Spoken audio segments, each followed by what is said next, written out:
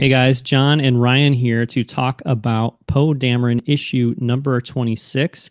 Ryan, you are the Star Wars comics and the Poe Dameron sort of, Poe Dameron comic anyway, expert here on Blockade Runner. So, I mean, I don't know if you're like just a general Poe Dameron expert as well.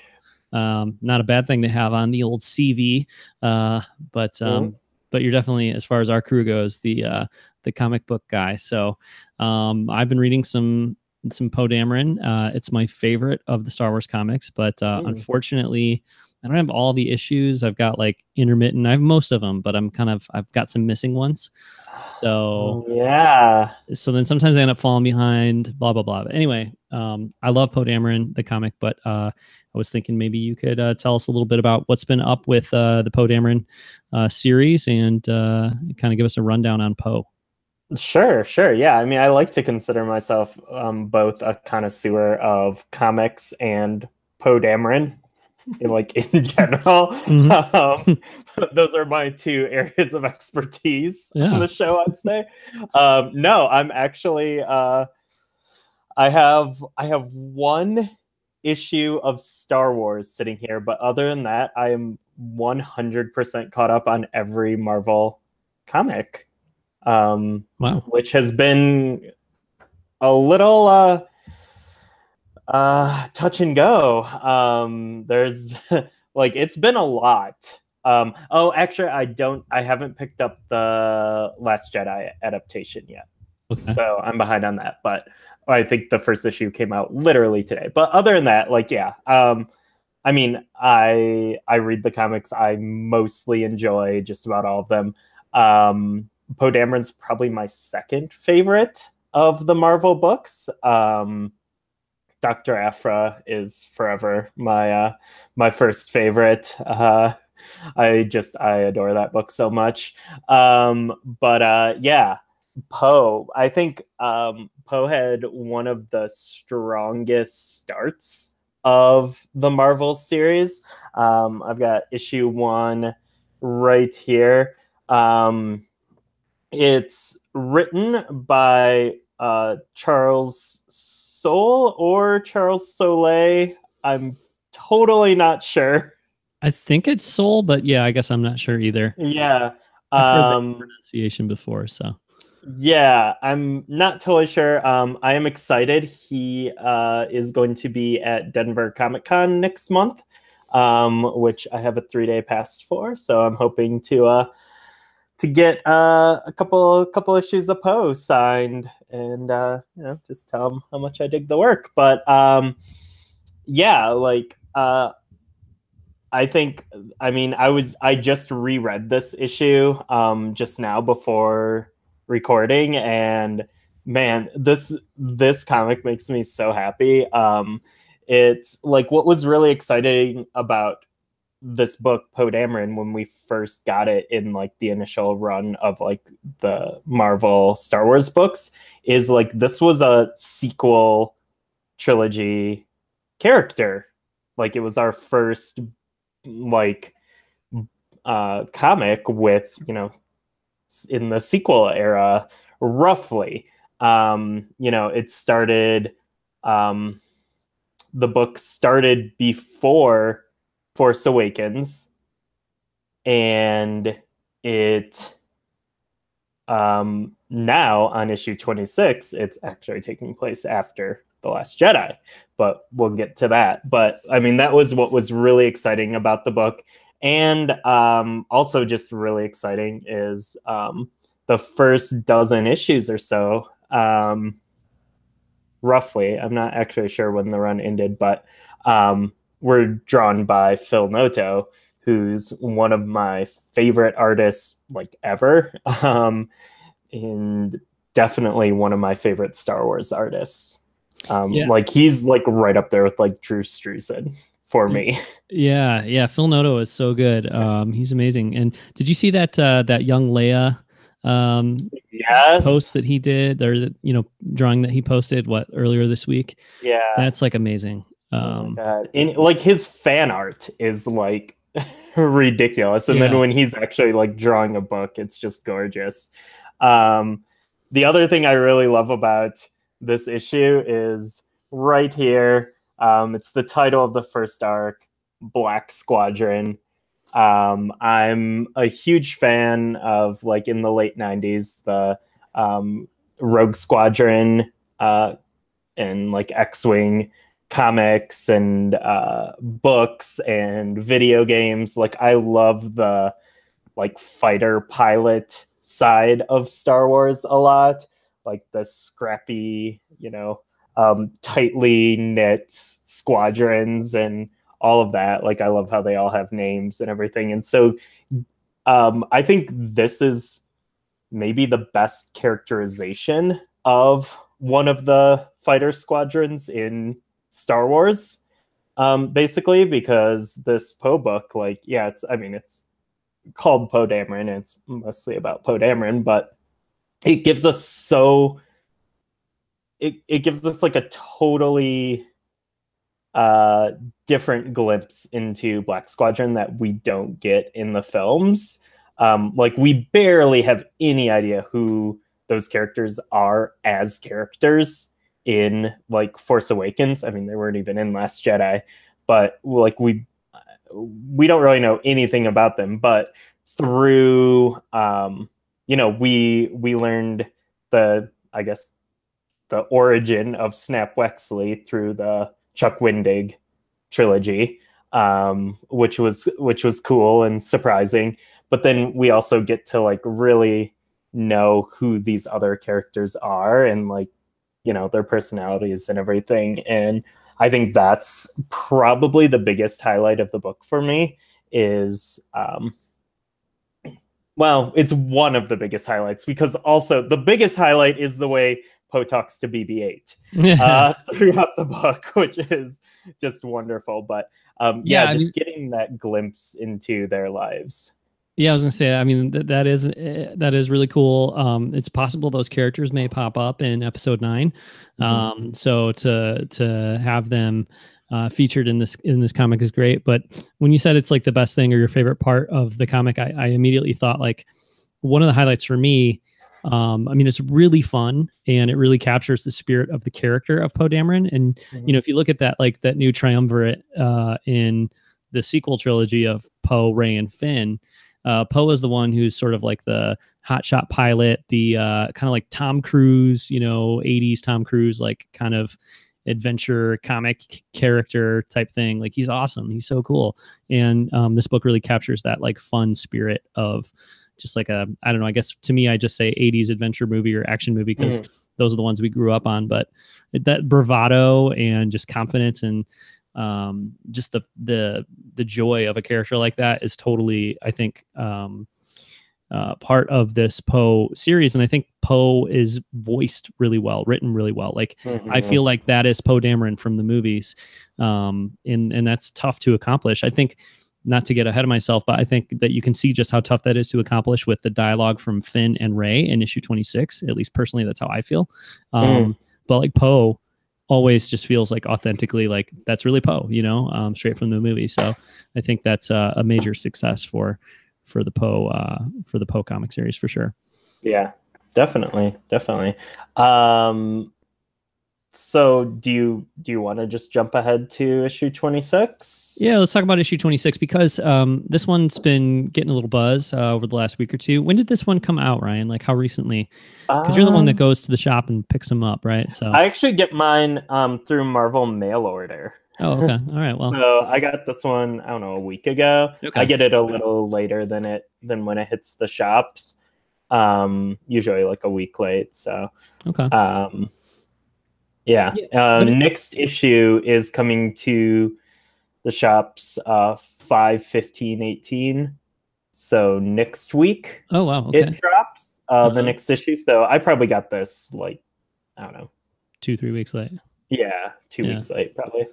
Okay, well, but anyways, it's been like it's made a little bit of a splash because it's like a bit of a break or like a jump ahead in time from where the series had been before, right? And you've kept up with all the issues. I've kind of been in and out, but issues 24 and 25, which I just read before, reading 26, were set pre-Force Awakens, and it was still really focused on like getting the map to Luke Skywalker, and then issue 26 is sort of similar to that, or like with a similar kind of focus in terms of like what the Resistance is trying to accomplish. But it's Poe hanging out on the Millennium Falcon with Rey and Finn after the Battle of Crate and the Last Jedi, sort of reflecting back on how he survived the crash on Jakku and how he got back to the Resistance and stuff like that.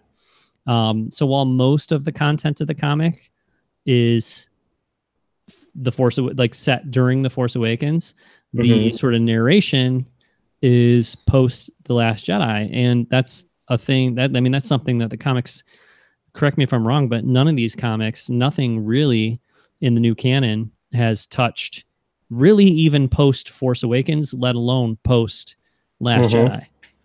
Yeah. So I mean, that's just an exciting idea. Now, when you get into the comic and you see that, well, it's only sort of post Last Jedi, I guess that's like not quite as tantalizing, but it's pretty cool, and it's kind of promising too for where things might go with the Poe Dameron series as well. Yeah, and there might be something I missed, maybe like a Star Wars Insider short story or something, but this is definitely the first post Last Jedi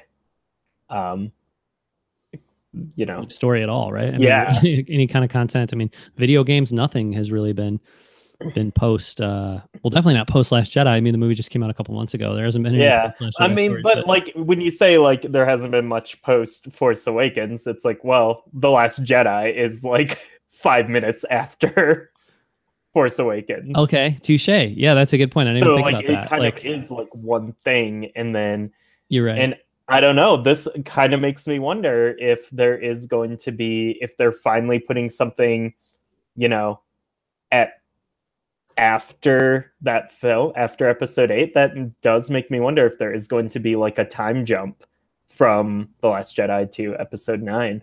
Yeah, I don't know, because I think that, obviously I think most of us really feel like there will be, but even if there is, I can't imagine that Marvel is going to explore that stuff too much. No. Or have the ability to do that. But, like, where is the Millennium Falcon headed right now? And will we find out, when I first started reading this issue, I thought, okay, well, if you read the mainline Star Wars series, that every once in a while there'd be like a series of 3 or 4 books that told like a sort of contained story, or like a contained story, and then they would take a break and do an Obi-Wan issue, and it was just like one sort of independent story, and then they'd come back and start a new kind of arc or whatever. So I started reading this and I thought, okay, well, that's what this is. This is going to be like one issue here, and then it'll go back to what they were doing with, is his name Agent Terex? Is that it? Yeah. And that whole sequence and storyline and stuff. Although even that's like, it seems like it's getting pretty close to Force Awakens era right there, isn't it? Because he's got the map, or like, I don't know. I guess it could be months or even years before still, but yeah. I mean, I feel like, maybe there's a way that like that story's gonna wrap up, but like when I first read this book, I wasn't like, oh, I can't believe there's like stopping that story, like leaving a cliffhanger. Like I feel like I could totally take all the issues of Poe up until issue like through 25, and then be like, okay, now Force Awakens happens, and be like totally fine with it. But like this is really exciting where it's at right now. Yeah, absolutely. So what did you think about the execution of the issue of 26? Like, just in terms of like the story it told, and you knew it was going to be post Last Jedi. So were you pretty happy with the issue, or how did you land on it? Yeah, I mean, I think there's like, I guess you can look at it in 2 ways. Like you can look at it as like a comic book, or as like this is giving some cool information I don't know, like this is continuing a story or giving me like unseen parts of a story. And from kind of the latter perspective, I thought it was super cool. I think you're getting two super cool things in this. Like you're getting, you know, Rey, Finn, and Poe hanging out on the Millennium Falcon after all that stuff went down on Crate. Like that alone, like that is so cool. Like you're getting that. Because you know, that's probably not how episode 9 is gonna open. Like Right. But then you're also getting like the whole, well, what happened after you know, Finn and Poe crashed on Jakku in Force Awakens. Like, you know, we see we follow Finn's story there, and that leads, you know, Finn and Rey's story, but we didn't really know like Poe's story. How does he end up like, you know, back at the Resistance base? And we get that here. And that's also like really cool. Like it's a cool thing as a fan to get. I think it works. Mm-hmm. Like I think it's you know, it works. Like Yeah. it's a cool setup, and it goes down well. Yeah, yeah, I think it's great. I think it's cool to see the events of The Force Awakens from Poe's perspective, which is kind of what this gives us, you know. Mm-hmm. And to get some unseen stuff, like, you know, it really wasn't the focus or the sort of point of The Force Awakens to kind of follow Poe on Jakku and, well, how does he get off that ship, and or Mm-hmm. you know, how does he survive that? Like that's not a story that needs to be told in The Force Awakens, but it is cool to have it here in this comic. So that I'm into. I'm so, yeah, overall, I think the issue is great. Like Poe Dameron is consistently really good from what I've read of it. And I think this is definitely another really cool issue. And it's just so intriguing to see it moving into this era. So I'm really curious. I'm just really excited to kind of find out where it's going to go. I mean, I think we're going to get another issue just based on like the last page, and shows them sitting around the Dejaric table on the Falcon. And then it shows Starkiller base. So, you know, he's probably going to continue to kind of share the events of Force Awakens in the next issue, I'm going to guess as well. Mm-hmm. Which is fine. I'll look forward to that. But then I'm really curious what happens with Poe Dameron issue number 28. To find out where this Falcon is headed, like, or does it go back and revert back to the previous story? I'm fine either way. I really don't want them to explore too much, you know, post Last Jedi. Yep. But I wouldn't hate like getting, you know, the couple weeks after The Last Jedi, as far as just like a hint at what's going to happen going forward. Like, I don't know, because there's a lot of Leia in issue 26, and that's really great. And it's like, wow, you know, can we get a little more Leia post Last Jedi? Or I'm just even so curious, like, where is the Falcon flying to at this moment? Like, where are these three characters going to go right away? You know, and that's the kind of story that they usually will tell after, I feel like, you know, the next movie comes out, not before. But it's certainly kind of tantalizing to see them even, you know, kind of dipping into that era. Yeah. That period of time. Yeah, so. Absolutely. Should we talk real quick about this artist, Angel Unzueta? Yeah. It's just a pretty different style from Phil Noto. How long has this artist been doing Poe Dameron? For a while. Yeah. I think since I want to say like the teen issues. Okay. Like maybe like 13 and up. I don't know. It's a thing like with what's the other series that has the pretty like photorealistic approach? La Roca on Star Wars. Yeah. It's an interesting way to handle it. I feel like I'm not super, I don't know. I think I like a more stylized look to the comic, and there's certain panels where it looks really, really good. But then a lot of times it kind of borders on like Uncanny Valley type thing, where it's like, that's not a person's, like, that doesn't. And I feel like you don't really get that as much with just like standard comic book style art, as we're getting with this like photorealistic type thing. So yeah. I mean, Noto is my favorite artist on the Star Wars comic books. Pretty much, like, I loved his. He also did like the Chewbacca book. Oh yeah, as well, which I think is just an awesome looking book. He's done a lot of covers. He still does the Poe Dameron covers, so yep. every cover is still just like gorgeous. But yeah, I think like my favorite Star Wars comic art styles are Noto, Star Wars Adventure, which is just like ridiculous, and I really love a lot of the Forces of Destiny art in the comics. Like, I think Forces of Destiny actually looks better in comic form than it does animated. I think it fits so well. But yeah, so I'm kind of with you. Like, I don't love the like. Yeah, I think you nailed it. Uncanny Valley of the super realistic. Yeah. And that being said, I feel like I kind of maybe prefer this to La Roca. I think maybe it's like, I like it a little better in the Poe series, but yeah, it's still not my fave. You just awarded 2 out of 3 of your favorite Star Wars art styles to IDW Comics. Who do true. Star Wars Adventures and Forces of Destiny.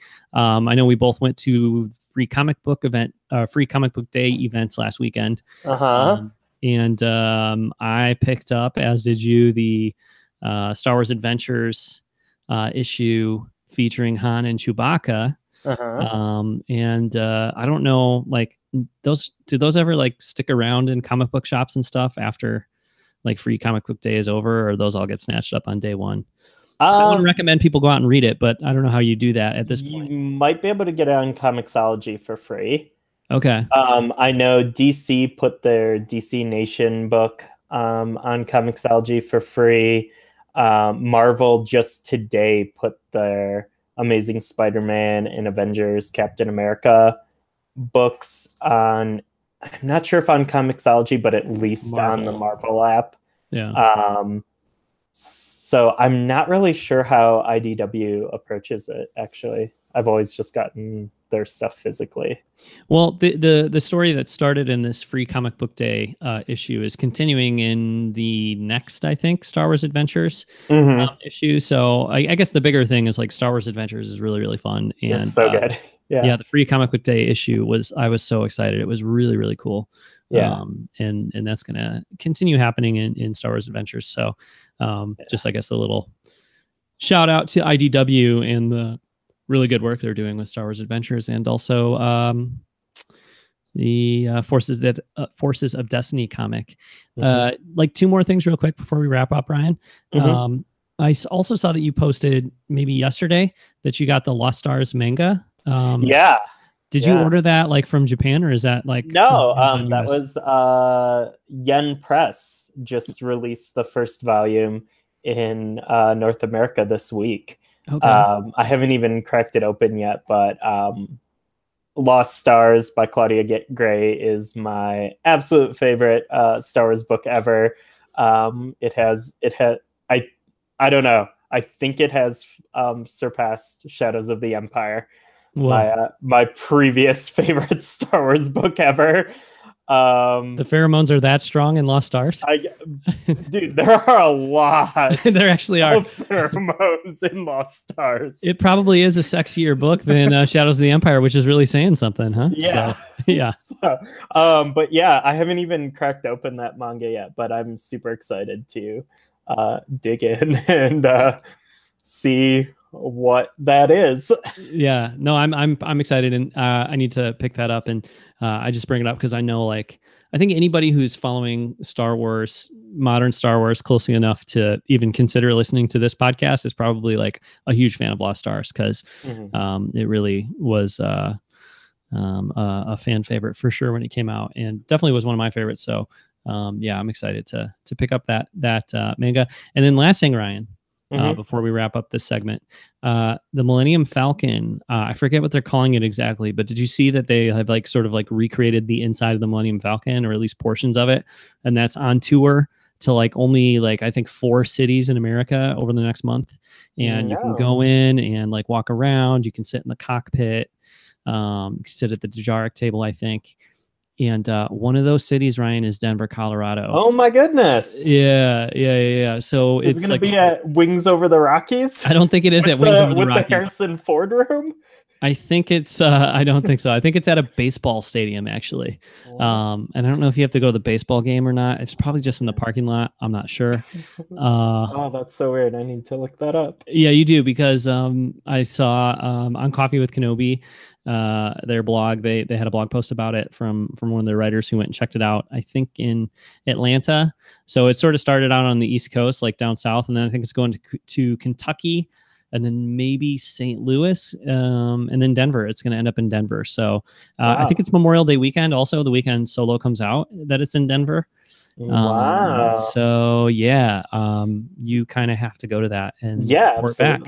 So just thought I'd tell you while I have you on the line here. Yeah, so thank you. Yeah. Shout out to our Denver listeners. Yeah, if there are any, I don't know. But maybe I'll see you there. Cool. So last thing about Solo. If you have not checked out the book, here's my recommendation. I'd say buy the first 2 volumes on Amazon. Just because at least buy the first volume on Amazon. Talking about Poe Dameron? Yeah. Okay, you said Han Solo. So whoa. Yeah. Freudian slip. I mean, yeah. Also, the Han Solo comic's super fun. And I actually really like the art in that book, and it's a little more realistic. I think Mark Brooks did it. But anyways, Poe Dameron.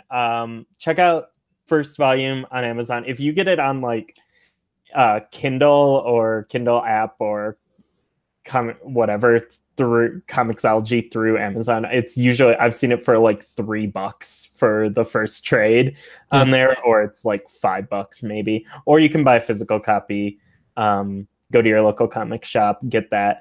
And like, I'd say just to check out, get some like context, get some Black Squadron stuff. And then I would say like you could probably read the first couple volumes or the first volume. If you're super into it, obviously keep going.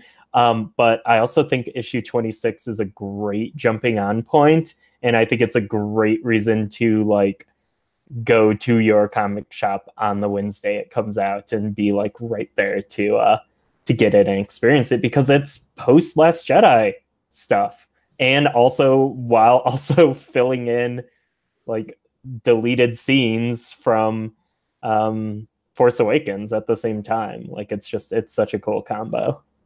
Yeah, that's a great point. And it is like I said, I read a few issues before 26, thinking that was necessary to kind of, follow 26, but it would be a really good point to jump back on, because it's either a break from the story that was being told before, or maybe even just like a clean start. So either way, it's for sure a perfect time to pick it up. And for my money, it's the best Star Wars comic. Although, man, those IDW comics are really cool too. So they're super fun. Yeah. That's a different sort of experience though. Like the IDW books are very much like an episode of Clone Wars or Forces of Destiny. It's just like, hey, here's a random Star Wars story with your favorite characters. Like, this is fun. But like this is like, the ongoing like bigger story that like feels really tied into like the film canon and everything. And it's I don't know, it's a pretty incredible book. Yeah. And follow Ryan on Twitter at Braun Dwarf, and he'll let you know what's going on with Marvel Star Wars comics and when the Lost Stars mangas are dropping as well. What's the plural of manga? Don't say manga. Manga. Mangas. All right. Probably Yeah. Okay. Cool. Well, thanks, Ryan, for dropping by to Mhm. update us on Poe Dameron. Yeah, of course.